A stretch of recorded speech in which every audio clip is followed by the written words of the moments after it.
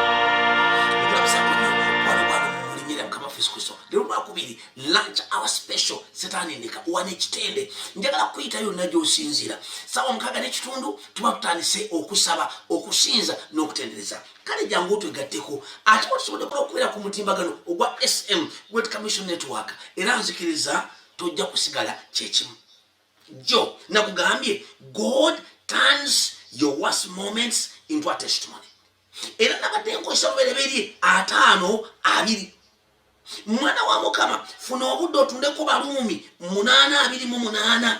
God does not waste pain, he weaponizes it for his glory. God does not waste pain, he weaponizes it for his glory. Njagala olabe mukwano gwange Yosefu thrown in a pit by his brothers, sold as a slave, accused falsely, forgotten in prison for 2 years. That was his worst moment. That was his worst moment. Baganda benyini bebamusula mu kinya. Baganda benyini bebamutunda ng'omuddu. Baganda benyini bebamuwayiriza yerabira mwana wa Mukama. But 13 years later, oluvannyuma lw'emyaka 10, he said, as for you, you meant evil against me, but God meant it for good to bring it about that many should be kept alive. Nolekyo gwe mwana wa Mukama ndaba, God is not finished with you. Your worst chapter is about to become your best testimony. Era kyesaba weekend that God will turn our worst chapters into a best testimony. Ndaba enkyero lwaliro njagala okimanyi God sees you in your worst moments. Katonda akulaba.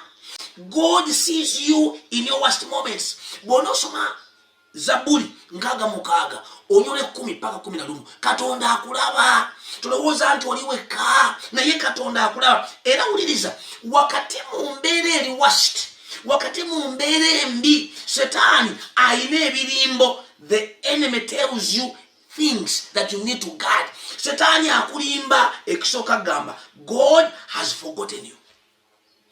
era waliwo nga Katonda akwerabidde. Naye wuliriza Yesaya 49:16 agamba nkuyoze mu bibatu byange. Yesaya 49:16 nkuyoze mu bibatu byange. Satani akulima nagamba this is the end, eno yenkomero yo. Naye Bayibuli egamba mu Zaburi 3:5 Zaburi 3:5 agamba weeping may endure for a night but joy comes in the morning. Okukaba kuyinza okubaawo ekiro, amaziga gayinza okubaawo ekiro, naye essanyu lijja kumakya. Kati Satani yagezaako okubuzaabuza, Mukama akwerabidde, Mukama akulabidde, eno yenkomero yo, omwami afudde n'enkomero yo, bagoye ku mulimu eno yenkomero yo. Njagala kutegeeza si yenkomerero. Ekyokusatu amanyi okugamba you did this to yourself. You did this to yourself. Naye amazima gali nti mu Balumi 8 mwagamba nti kale kaakano tebaliiko musango abali mu Kristo Yesu. Nakulaze mukwano gwange patana ey'ebyawandiikibwa, nenkulaga Yosefu, nenkulaga Petero, era nenkyajja gende ebuziba mbakunnyonnyole, nenkulaba Yesu kennyini, omusalaba, ensonyi, okufa, okuziikibwa, okuzuukira, kyokka atiraba okulokola omuntu okw'ekitiibwa. Enkyajja kunnyonnyola era njagala kutandika gambe God allows pain to refine you. He walks with you in this pain. He reveals it for his own glory. Era njagala nkunnyonnyole nti ky'olina okukola, don't get bitter, don't quit, keep worshiping. Don't become bitter, keep worshiping. Era njagala kugamba omanye your testimony has power. Your testimony has power.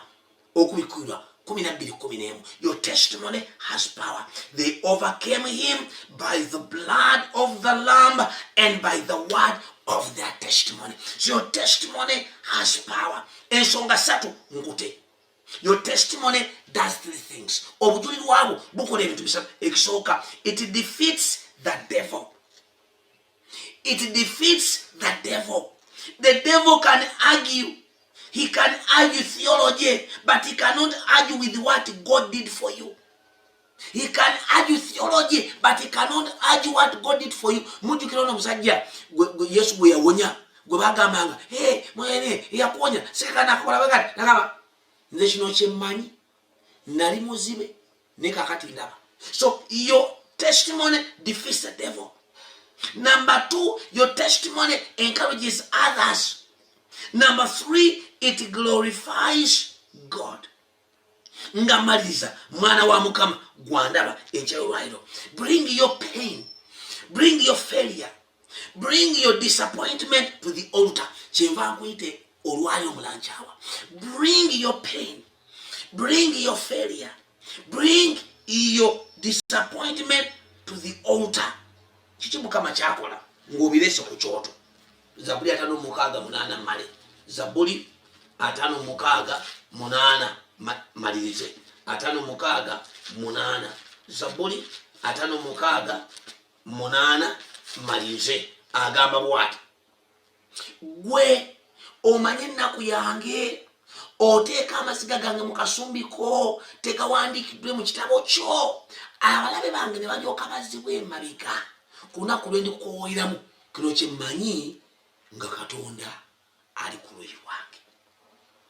God collects your tears and turns them into a testimony. So this morning, bring your pain, bring your test, bring your failure, bring your disappointment to the altar.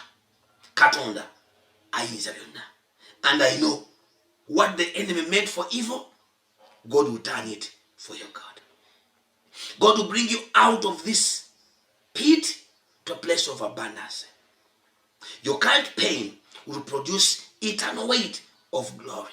Bakolese ekyokubiri 4:17. Era mukwano gwange, your worst moment will be made a greatest testimony. Nkusabira gwandaba. May God turn your worst moment into your greatest testimony. Sawa nange, gamba what? Lord Jesus, this morning, I know you see my tears. You see my failure. You see my disappointments. My Lord, I give you my worst moment. I give you the worst moment of my children. I give you the worst moment of my family, Lord. Heal me. Restore me, Lord. Use me, King of Glory. Let my life show that you are God who turns mourning into dancing. Katonda wange, obulamu bwange mukama n'obujulirwa bwange bulaga abala nti oli Katonda akyusa amaziga n'ogafuula essanyu. Kale nkyayo olwaliro mukama. May you bring me out as you brought Joseph. May you bring me out of the pit as you brought Joseph. May you bring me back as you brought back Job, Lord.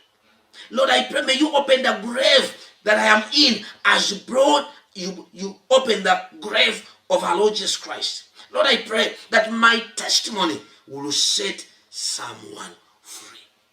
In Jesus' name, amen. Unkusatunaza bina kitaffe omwana n'omwe mutukubwire kumwe. Ndamo makumakaga mukwereza bomwe. Kubakume kwasanyuse bulemo kwavaako. Leo bulijjo. Emirembe n'emirembe. Amina. Wabeza onako olungi olwa Katonda okuddira shut down you agifule set up for you come back and gloriously as he did it for Joseph. Don't be bitter. Just worship the Lord. Okusinza kukutulenjegere. Nkusabire nizo zikute oyimba oluyimba olupya. Siba bulungi. Welaba.